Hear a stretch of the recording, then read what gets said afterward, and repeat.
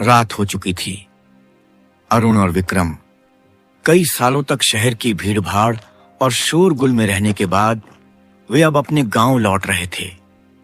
गांव की तरफ का रास्ता वही पुराना था, लेकिन आज जैसे सब बदल गया था।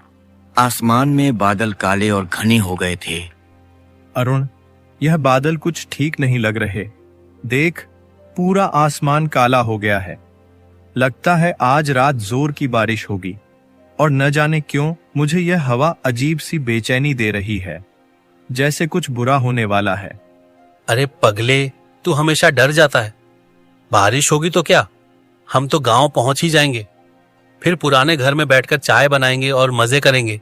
याद है बचपन में हम कैसे बारिश में भीगते थे, मिट्टी में खेलते थे। माँ कितनी डांट लगाती थी। हाँ, सब याद है, लेकिन न जाने क्यों आज सब कुछ अलग लग रहा है। यहाँ का सन्नाटा, ये अंधेरा, ये हवा, सब जैसे हमें कोई चेतावनी दे रहे हों। दोनों आगे बढ़ते गए। पगडंडी पर उनके कदमों की आवाज ही बस सुनाई दे रही थी। कभी कोई झिंगुर की झंझनाहट, तो कभी हवा के तेज झोंके, लेकिन इंसान की कोई हलचल नहीं। अरुण, तूने गौर किया? पहले इस समय खेतों में किसान काम करते दिखाई देते थे।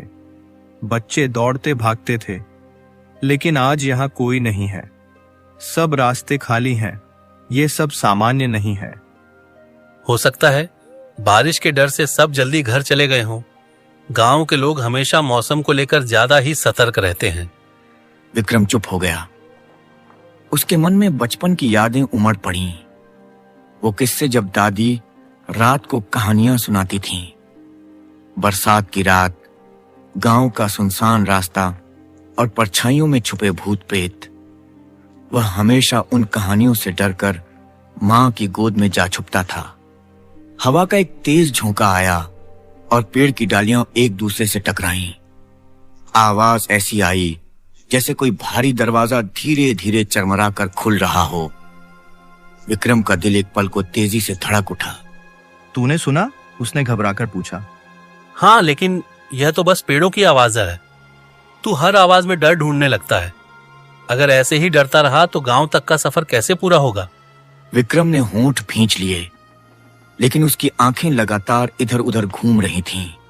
उसे लग रहा था कि कोई उनका पीछा कर रहा है। कभी पीछे झाड़ियों में सरसराहट होती, कभी दूर कोई साया सा हिलता दिखाई देता। कुछ देर दोनों चुपचाप चलते रहे। माहौल और भी गंभीर हो गया। आकाश में बिजली चमकने लगी थी। हर चमक के साथ पगडंडी रोशन हो उठती और अगले ही पल खूब अंधेरा छा जाता। अरुण, मुझे सच कहूं तो डर लग रहा है। याद है बचपन में कैसे दादी कहती थी कि बरसात की रातों में अजीब चीजें होती हैं। गांव के लोग अक्सर इस मौसम में रिश्तेदारों के घर चले जाते थे, शायद उन्हीं कहानियों की वजह से। यार, तू वही पुरानी कहानियों में उलझा हुआ है। वो सब बच्चों को डराने के लिए होती थीं। अब हम बच्चे नहीं रहे। चल, कदम तेज कर, अंधेरा और गहराता जा रहा है। लेकिन अरुण की आवाज में भी अब थोड़ी घबराहट झलकने लगी थी। उसने खुद को मजबूत दिखाने की कोशिश की, पर दिल में कहीं न कहीं बेचैनी घर कर चुकी थी। पगडंडी अब संकरी होती जा रही थी। दोनों तरफ ऊंची झाड़ियां थीं। कभी कोई झाड़ी अचानक हिल जाती, कभी कोई परिंदा पंख फड़फड़ाता। हर आवाज दोनों को चौंका देती। हवा का झोंका आया और ऐसा लगा जैसे किसी ने उनके कानों में धीरे से कुछ फुसफुसाया हो। दोनों एक साथ रुक गए। तूने सुना? यह बस हवा है, चल आगे। दोनों ने कदम फिर से बढ़ाए, लेकिन इस बार उनका डर और बढ़ चुका था। हर पल लगता कि पीछे कोई अदृश्य परछाई उनका पीछा कर रही है। जब भी वे पीछे मुड़ते, वहां सिर्फ अंधेरा और हिलते पेड़ दिखाई देते। धीरे धीरे गांव का बाहरी हिस्सा नजदीक आ रहा था, लेकिन जैसे जैसे वे आगे बढ़ते, हवा और भी ठंडी और तेज होती जा रही थी। पेड़ की डालियां इस तरह झूम रही थी मानो किसी अनजानी शक्ति का असर हो। देख, गांव अब पास ही है। हमें बस थोड़ा और चलना है, उसके बाद सब ठीक होगा। काश मुझे यकीन होता कि सब ठीक होगा। उनकी चाल तेज हो गई, लेकिन इस सुनसान रास्ते पर हवा की सरसराहट और पेड़ों की चरमराहट उन्हें बार बार रुककर पीछे मुड़ने पर मजबूर कर रही थी, जैसे कोई अनदेखी परछाई उनके साथ साथ चल रही हो। पगडंडी पर चलते चलते अचानक दोनों दोस्तों की नजर एक पुराने विशाल बरगद के पेड़ पर पड़ी। यह वही पेड़ था जो गांव के बिल्कुल किनारे खड़ा था। बरगद की मोटी मोटी जटाएं जमीन तक लटक रही थीं। कुछ तो मिट्टी में धंसी हुई थीं, जैसे किसी ने उन्हें जंजीरों से बांध दिया हो। पेड़ इतना बड़ा था कि उसकी छाया में पूरा चबूतरा ढक जाता। अरुण और विक्रम वहीं रुक गए। अरुण, यह वही बरगद है ना? बचपन में यहाँ खेला करते थे, याद है? माँ कहती थी कि रात में यहाँ मत जाना, इस पेड़ के नीचे कुछ रहता है। हाँ याद है, तू तो डरकर भाग जाता था, मैं भी तेरे पीछे पीछे। लेकिन अब हम बड़े हो गए हैं, अब हमें इन कहानियों से डरना छोड़ देना चाहिए। लेकिन जैसे ही उसने यह कहा, हवा का एक तेज झोंका आया। पेड़ की मोटी डालियां एक दूसरे से टकराईं। आवाज ऐसी थी जैसे कोई भारी घंटा बज रहा हो। दोनों ने एक दूसरे की तरफ देखा। उनकी आंखों में हल्की घबराहट थी। पेड़ की जटाओं पर बिजली की हल्की चमक पड़ी और क्षण भर के लिए ऐसा लगा जैसे उनमें कोई चेहरा छुपा हो। दो गोल गोल आंखें, चौड़ा मुंह और एक तिरछी मुस्कान। लेकिन जैसे ही बादल छा गए, सब फिर से सामान्य हो गया। तू वहम कर रहा है, बिजली की चमक से ऐसा लगता है यह बस रोशनी का खेल है। लेकिन अंदर ही अंदर अरुण भी हिल चुका था। उसने खुद को संभालते हुए नजरें फेर लीं। पेड़ के नीचे एक टूटा फूटा चबूतरा था। उस पर सूखी पत्तियां बिखरी हुई थीं और एक कोने में किसी ने अगरबत्ती जलाई हुई थी, जो अब आधी जली हुई राख में बदल चुकी थी। हवा चलने पर उसकी हल्की सी महक अभी भी चारों ओर फैली हुई थी। विक्रम चुपचाप चबूतरे की ओर देखने लगा। देख, यहाँ कोई पूजा करने आया था। गांव वाले अब भी इस पेड़ से डरते हैं, तभी तो इसकी पूजा करते हैं। हाँ हो सकता है, गांव में ये सब मान्यताएं अब भी जिंदा है, लेकिन इसका मतलब यह नहीं कि सचमुच कुछ है। तभी अचानक हवा का रुख बदला। जटाएं जोर जोर से हिलने लगीं। ऐसा लग रहा था जैसे किसी ने उन्हें पकड़कर झकझोर दिया हो। दोनों वहीं जमकर खड़े रह गए। उनके कानों में एक अजीब सी आवाज आने लगी। वह कोई सामान्य हवा की सरसराहट नहीं थी, बल्कि जैसे कोई धीरे धीरे मंत्र बुदबुदा रहा हो। विक्रम की रगों में सिहरन दौड़ गई। अरुण सुन, कोई फुसफुसा रहा है, तू भी सुन रहा है ना? अरुण ने ध्यान से सुना। हाँ, आवाज वाकई आ रही थी, धीमी, लंबी और खिंची हुई, जैसे कोई औरत दूर से पुकार रही हो। अरुण ने कांपते स्वर में कहा, ये शायद हवा है, बस हवा। लेकिन तभी उनके पैरों के पास पड़ी सूखी पत्तियां खुद ब खुद हिलने लगीं। कोई अदृश्य ताकत उन्हें इधर उधर उड़ा रही थी। पत्तियां घूम घूम कर एक गोल घेरा बनाने लगीं। चल यहाँ से अभी। दोनों जल्दी जल्दी कदम बढ़ाने लगे। लेकिन तभी पेड़ की सबसे मोटी जटा जोर से हिली और जमीन से टकराई। धड़ाम की आवाज गूंजी। दोनों का दिल जैसे रुक गया। वह जटा इतनी पास गिरी थी कि अगर वे एक कदम भी देर करते तो सीधे उन पर गिरती। अब भी कहेगा यह सब वहम है? यह पेड़ जिंदा है अरुण, इसमें कुछ है। अरुण कुछ बोल न सका। उसका चेहरा पीला पड़ गया था, लेकिन उसने खुद को संभालते हुए कहा, चल जल्दी निकल चलें, रुकना ठीक नहीं है। दोनों ने तेजी से कदम बढ़ाए, लेकिन जैसे जैसे वे उस पेड़ से दूर जा रहे थे, अचानक पीछे से एक डरावनी लंबी हंसी गूंज उठी। वह हंसी औरत की थी, करारी, खिंची हुई और कान फाड़ देने वाली, जैसे कोई छाया अंधेरे में खड़ी होकर उन्हें देख रही हो और उनके डर पर खिलखिला रही हो। दोनों का खून जम गया। दोनों ने पीछे मुड़कर देखने की हिम्मत नहीं की, बस दौड़ते ही चले गए, जब तक कि बरगद की छाया पीछे छूट न गई। उनके दिलों में अब यह साफ था, यह पेड़ सिर्फ पेड़ नहीं था, इसमें कोई रहस्य छुपा था, कोई ऐसा जिसे इंसानी आंखें पूरी तरह देख नहीं सकती, लेकिन उसकी मौजूदगी को महसूस जरूर कर सकती हैं। बरगद का पेड़ पीछे छूट चुका था, लेकिन उसका डर दोनों दोस्तों के दिल में अब भी जिंदा था। तेज हवा उनके चारों तरफ घूम रही थी। बारिश शुरू होने वाली थी। आसमान हर पल और काला हो रहा था। अरुण और विक्रम हांफते हुए आगे बढ़ते गए। गांव अब ज्यादा दूर नहीं था, लेकिन रास्ता अजीब तरह की खामोशी से भरा था। न कहीं किसी जानवर की आवाज, न किसी इंसान की। विक्रम अचानक रुक गया। अरुण, तूने गौर किया? गांव की तरफ जाते इस रास्ते पर हमेशा बच्चे खेलते थे। अब यहाँ कोई नहीं है, सब घर खाली लग रहे हैं। हाँ, यह बात मुझे भी खटक रही है। याद कर, इस वक्त चौपाल पर बुजुर्ग बैठकर बीड़ी पीते और बातें करते थे। औरतें कुएं से पानी भरती थीं, लेकिन अब सब गायब। दोनों के कदम भारी होने लगे। अचानक ही उन्हें आगे से किसी लाठी की ठक ठक सुनाई दी। उन्होंने देखा, सफेद धोती कुर्ता पहने एक दुबला पतला आदमी उनकी तरफ आ रहा था। चेहरा झुर्रियों से भरा, आंखें धंसी हुई, लेकिन उनमें एक अजीब तेज चमक थी। वह थे श्यामल काका, गांव के सबसे बूढ़े और जाने माने व्यक्ति। बचपन में वही उन्हें कहानियां सुनाते थे। विक्रम ने झट से आवाज लगाई, काका, ओ श्यामल काका। काका रुके। उन्होंने दोनों को देखा, फिर धीरे धीरे पास आए। उनकी चाल धीमी थी, लेकिन हर कदम गूंजता हुआ लगता था। अरे अरुण, विक्रम, तुम दोनों? काका ने हैरानी से कहा, तुम यहाँ क्या कर रहे हो बेटा? इतने साल बाद लौटे हो और वो भी इस रात? हाँ काका, सोचा था शहर से कुछ दिन छुट्टी लेकर गांव में शांति मिलेगी, लेकिन यहाँ तो सन्नाटा है। सब घर बंद क्यों हैं? कोई दिखाई क्यों नहीं दे रहा? श्यामल काका का चेहरा अचानक गंभीर हो गया। उन्होंने चारों ओर देखा जैसे कोई सुन रहा हो, फिर फुसफुसाकर बोले, बेटा, तुम दोनों को यहाँ नहीं आना चाहिए था, खासकर इस बरसाती रात में। क्यों काका, बारिश तो हर साल होती है, फिर इस रात में ऐसा क्या खास है? गांव वाले कहाँ गए? काका ने लंबी सांस ली। उनकी आंखें गहरी हो गईं। तुम्हें शायद याद हो, बरसों पहले इस गांव में कुछ अजीब हादसे हुए थे। लोग बिना वजह गायब होने लगे थे।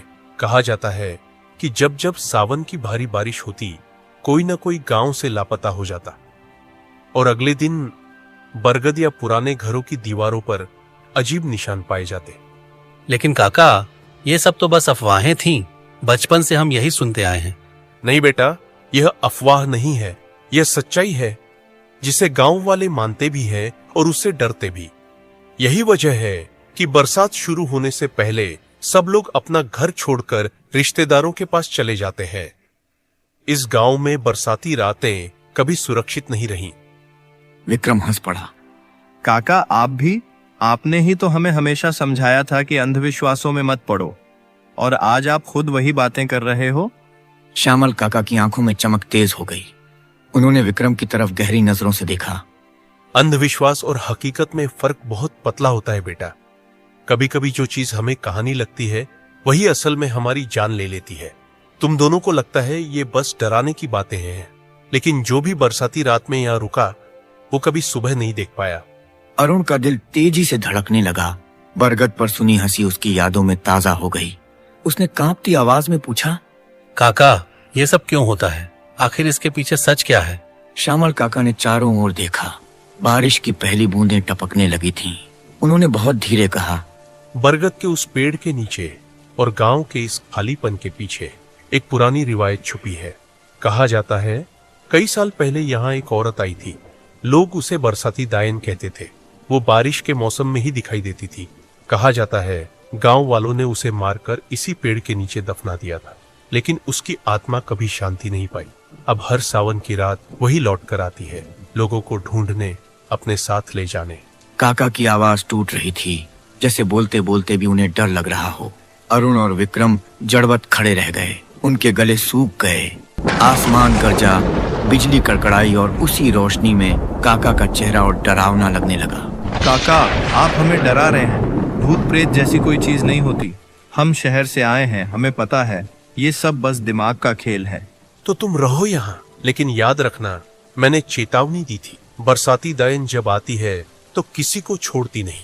आज की रात बहुत भारी है। इतना कहकर श्यामल काका ने अपने कदम बढ़ाए और तेजी से अंधेरे में ओझल हो गए। उनके जाते ही चारों तरफ अजीब सी खामोशी छा गई। अरुण और विक्रम वहीं खड़े रह गए। बरसात अब तेज होने लगी थी। उनके दिलों में एक अजीब बेचैनी घर कर चुकी थी। क्या वाकई इस गांव में कुछ है, या ये सब सिर्फ डर की परछाई है? लेकिन एक बात तय थी, अब उनकी यात्रा और भी खतरनाक होने वाली थी। बरगद और श्यामल काका की बातें पीछे छूट चुकी थी, लेकिन उनका असर अब भी दोनों दोस्तों के दिलों पर भारी था। बारिश अब तेज हो चुकी थी। आसमान गड़गड़ा रहा था और बीच बीच में बिजली की सफेद चमक अंधेरे को चीरकर सब कुछ साफ दिखा जाती। अरुण और विक्रम गांव की पगडंडी पर तेज कदमों से आगे बढ़ते रहे। आखिरकार दोनों गांव का मुख्य रास्ता के पास आ गया। दोनों ने एक साथ रुककर इधर उधर देखा। वो नजारा देखकर उनकी रीढ़ की हड्डी में सिहरन दौड़ गई। गांव पूरी तरह सूना था। सभी घरों के दरवाजे बंद थे। खिड़कियों पर मोटी बेंत की झिलमिलें लगी थीं। कहीं से भी इंसानी आवाज नहीं आ रही थी। न बच्चों की हंसी, न औरतों की बातें, न चौपाल पर बुजुर्गों की खांसी, बस हवा और बारिश की आवाज। अरुण देख, पूरा गांव वीरान है। मुझे तो लग रहा है काका सच कह रहे थे, सब लोग सचमुच कहीं और चले गए। मगर कोई गांव ऐसे खाली थोड़े ही छोड़ देता है। यहाँ तक कि गाय भैंस भी नहीं दिख रहे। सब कुछ बंद क्यों है? सब कहाँ गए? दोनों धीरे धीरे गांव के भीतर चलते गए। बिजली की रोशनी में उन्हें हर घर और भी अजीब लग रहा था, जैसे कोई आंखें खिड़कियों के पीछे से उन्हें देख रही हों, जैसे हर दरवाजे के पीछे कोई सांस ले रहा हो। विक्रम को एक बंद घर के बाहर कुछ टंगे दिखे। उसने पास जाकर देखा, कई पुराने मुखौटे लकड़ी से बने। उनके चेहरे विकृत थे, कभी हंसते, कभी रोते, कभी दांत दिखाते हुए। विक्रम का गला सूख गया।